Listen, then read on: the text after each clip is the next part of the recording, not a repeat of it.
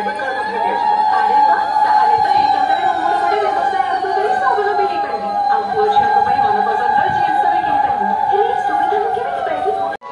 ମହିଳା ଦିବସ ରାକ୍ଷୀ ପୂର୍ଣ୍ଣିମାରେ ଉପହାର ମହିଳାକୁ ନୂଆ ଦିଶା ଦେଖେଇବେ ଆମ ଓଡ଼ିଶା ସରକାର। ଏବେ ଆଉ ତମ ଉପରେ ନିର୍ଭର ହବାକୁ ପଡିବନି, ବୁଝିଲ?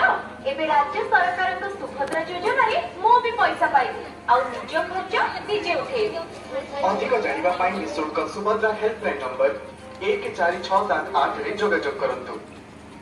ଆରେ ପୁଅ, ଶୁଣିଲି ପଡେ ଆମ ରାଜ୍ୟ ସରକାର ମହିଳାମାନଙ୍କ ପାଇଁ କଣ ଗୋଟେ ସୁଭଦ୍ରା ଯୋଜନା କରିଛନ୍ତି, ସେଇଟା କଣ?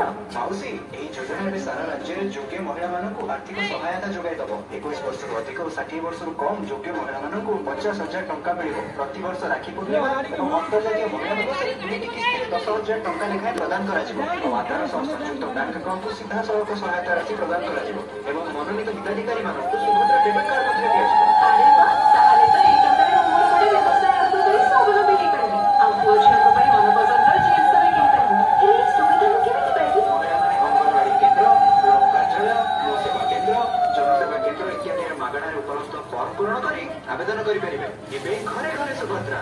ଅଧିକ ସୂଚନା ପାଇଁ ନିଃଶୁଳ୍କ ନମ୍ବର 14678ରେ ଯୋଗାଯୋଗ କରନ୍ତୁ। ସୁଭଦ୍ରା ଏହି ଯୋଜନା ଅଧୀନରେ ସମସ୍ତ ଯୋଗ୍ୟ ମହିଳାମାନଙ୍କୁ ପ୍ରତିବର୍ଷ 10,000 ଟଙ୍କାର ସହାୟତା ରାଶି 5 ବର୍ଷ ପର୍ଯ୍ୟନ୍ତ ଯୋଗାଇ ଦିଆଯିବ। ମୋଟ 50,000 ଟଙ୍କା। 21 ବର୍ଷ କିମ୍ବା ତାଠାରୁ ଅଧିକ ଏବଂ 60 ବର୍ଷରୁ କମ୍ ବୟସର ଯୋଗ୍ୟ ମହିଳା ହେବେ ଉପକୃତ। ଏବଂ ରାକ୍ଷୀ ପୂର୍ଣ୍ଣିମା ଓ ଆନ୍ତର୍ଜାତୀୟ ମହିଳା ଦିବସ ମାର୍ଚ୍ଚ 8 ତାରିଖରେ 5,000 ଟଙ୍କା ଲେଖାଏଁ ପ୍ରଦାନ କରାଯିବ। ମନେରଖନ୍ତୁ, ଆଧାର ପେମେଣ୍ଟ ବେସ୍ ସିଷ୍ଟମ ବା APBS ମାଧ୍ୟମରେ ହିତାଧିକାରୀଙ୍କ ଆଧାର